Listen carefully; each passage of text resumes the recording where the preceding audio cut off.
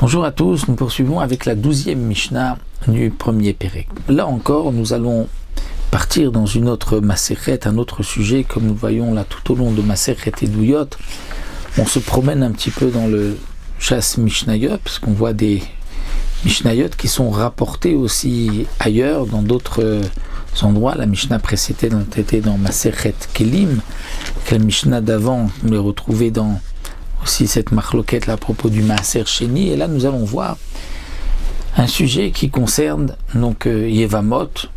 C'est une femme qui vient et qui va dire que son mari est décédé. Normalement, pour que une femme puisse se remarier, il faut qu'il y ait deux témoins qui disent que son mari est décédé. Mais les Chachamim m'ont dit que même si un seul témoin vient dire « j'ai vu que cet homme est mort », on pourra permettre à sa femme de se remarier afin donc qu'il n'y ait pas de aguna, une femme ne soit pas retenue par les liens du mariage sans pouvoir se remarier, ne sachant pas où se trouve son mari. Donc les femmes m'ont dit, même s'il n'y a qu'un seul témoin, on est sûr qu'elle va bien vérifier avant de se remarier, puisque n'oublions pas qu'une femme à qui le Bédine a dit tu peux te remarier parce qu'il y a un témoin, si ensuite le mari revient, elle ne pourra pas revenir chez son mari, elle ne pourra pas non plus rester chez le deuxième mari avec qui elle serait mariée entre-temps. Tetsé, misé ou misé. Donc comme une femme ne veut pas se retrouver dans une situation de ne pas pouvoir ni rester avec le mari qu'elle aime, ni reprendre le premier, elle va bien faire attention. Et donc sur cela, les Chachamim m'ont dit, on peut accepter le témoignage d'une personne, et même si c'est une femme, et même si c'est elle-même qui vient témoigner que son mari est mort. Et donc ici, la Mishnah va nous dire, dans un Mishnayot que nous allons voir, c'est que Beth Hillel ont ensuite accepté les paroles de Beth Shammai. Il y avait au départ une marloquette entre Beth Hillel et Beth Shammai, et Beth Hillel a ensuite accepté les paroles de Beth Shammai. Donc on apprend de là que parfois il ne faut pas rester toujours sur ses positions. Lorsqu'on sent que la vérité est ailleurs, il faut reconnaître la vérité. C'est ce que Beth Hillel ont fait, bien que Beth Hillel était donc des grands et qu'ils auraient peut-être pu rester sur leur position. Non, il faut donc la recherche de la vérité, c'est ce que la Mishnah nous apprend. Voici les choses que Beth Hillel est revenu sur ses paroles, et on dit les Horot ont tranché comme Beth Shammai. Quel est le din? Aïcha Sheba Mdinataïm, une femme qui vient d'outre-mer. Ve'amra, elle dit Met Baali, mon mari est mort. Tinasé, on lui permet de se remarier. Met Baali, Titiabem, elle dit mon mari est mort et elle n'a pas eu d'enfant avec son mari, donc elle doit faire le yiboum avec le frère de son mari, elle peut faire le yiboum. Ça, c'est ce que pense Beth Shammai. Beth Hillel omrim non. Lo shamanu ela beba mina katsir bilvad.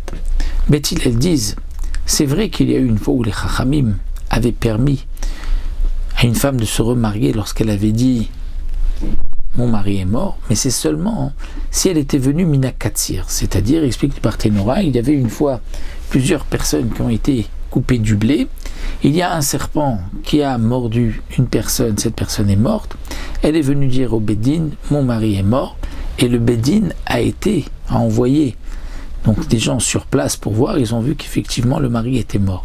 Donc les Chachamim m'ont dit, on peut faire confiance à la femme, mais nous disent Beth Hillel, c'est seulement lorsque c'est dans le même contexte, c'est-à-dire que ce n'est pas loin, c'est-à-dire un endroit où on peut vérifier les paroles de la femme. Mais lorsqu'elle vient d'outre-mer, elle vient de Mdinataya, on ne peut pas vérifier. Peut-être qu'elle pourrait mentir, pensant qu'on ne va pas aller à l'autre bout du monde faire des vérifications. Et donc c'est pour cela que pour Beth Hillel, on ne croit pas la femme. Amroulaim Beth Shammai, Beth Shammai on dit, mais achat haba mina kser, achat haba mina zetim, achat haba mdinataya. Beth Shammai ont dit, mais c'est vrai que l'histoire, ce que les Chachamim m'avaient permis, c'est lorsqu'ils revenaient de la moisson. Mais s'ils étaient revenus non pas de la moisson, de couper le blé, mais d'avoir cueilli les olives, le din aurait été le même. Eh bien, le din est le même aussi si elle vient me dire Natayam d'outre-mer. L'odi brouba katsir et la béové. Pourquoi on a mentionné katsir que c'était la moisson du blé? C'est parce que c'est ce qui s'était passé. Mais peu importe si c'est plus loin.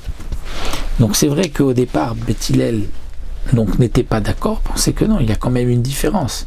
Mina katsir, mina zetim, c'est vrai que c'est pas juste la moisson, ça peut être aussi la cueillette des olives. Mais lorsque c'est proche, qu'on peut aller vérifier, donc la femme a peur de mentir, puisqu'elle se dit on va vérifier mes paroles. Mais lorsqu'elle vient même dinatayam, que c'est de très loin qu'on ne peut pas vérifier, peut-être qu'elle risque de mentir. Donc Beth Hillel n'était pas d'accord avec Beth Shammai. Mais la Mishnah nous dit Chazrou Beth Hillel rot ke Beth Shammai. Ensuite, Beth Hillel ont accepté les paroles de Beth Shammai et ont dit qu'effectivement, il n'y a pas de différence et que même si elle vient Mimdinatayam, on acceptera ses paroles. La Mishnah continue. Maintenant, cette femme qui est venue dire mon mari est mort, on va lui permettre de se remarier.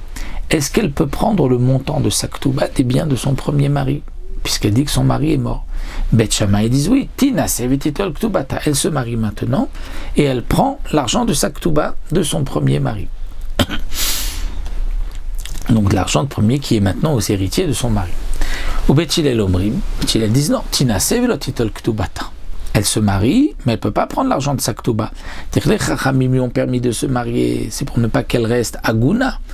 Mais ça, ce n'est pas pour des histoires d'argent. Pour l'argent, elle peut pas prendre la ketouba. Elle n'est pas néménet. Il faut 2 témoins pour faire sortir de l'argent des héritiers du mari. Amoulain, Beth Shammai ont dit, mais c'est pas logique. Vous avez permis la herva chamura, dire l'interdiction des harayot. Une femme mariée, vous la permettez sur son témoignage, même que c'est un seul témoin et que c'est elle-même. Donc maintenant, vous n'allez pas permettre l'argent qui est plus léger, puisque ce n'est pas un issour comme Eshetish, où il y a un issour de mita. Donc si on a cru pour ça, on devrait la croire aussi pour l'argent. Amoulaim Beth Hillel, non. Ce n'est pas une preuve. Vous êtes aussi d'accord que, bien qu'on a dit qu'elle vient dire, on la croit que son mari est mort, et on va lui permettre de se remarier. Mais les proches parents de son mari, les héritiers de son mari, les frères de son mari, ne pourront pas se partager les biens du mari. Pour cela, il faut attendre d'avoir 2 témoins que le mari est mort, que leur frère est mort. Donc Beth Hillel nous dit, tu vois bien qu'il y a une différence entre permettre la femme de se remarier, même si c'est vrai que c'est plus ramour, mais les Chachamim ont permis la femme pour ne pas qu'elle reste aguna, retenue par le lien du mariage, mais n'ont pas permis pour tout ce qui concerne l'argent. La preuve, c'est que on ne va pas partager l'héritage. Donc, elle aussi ne peut pas prendre sa ketouba. Amoulaim Beth Shammai ont répondu à Beth Hillel et on dit Valo, mais c'est faire ketouba tadnipat. Mais on peut apprendre de sa ketouba. Chez Ukotev, là, dans la ketouba, c'est marqué ainsi. Chez Imtinasi, la Rimashkatoular, ils avaient l'habitude de marquer que si tu te remaries à quelqu'un d'autre, tu pourras prendre ce qui est marqué ici. Et donc elle s'est remariée. Donc ça veut dire que dès qu'elle elle est apte, elle peut se remarier, elle peut prendre aussi le montant de sa ketouba. Et donc, puisque là, on a permis à cette femme de se remarier, elle peut prendre aussi l'argent de sa ketouba. Chazrou Beth Hillel rot ke Beth Shammai, et par la suite, Beth Hillel ont accepté les paroles de Beth Shammai, ils sont revenus sur ce qu'ils avaient dit, et ils ont été d'accord qu'elle pourra prendre aussi le montant de sa ketouba.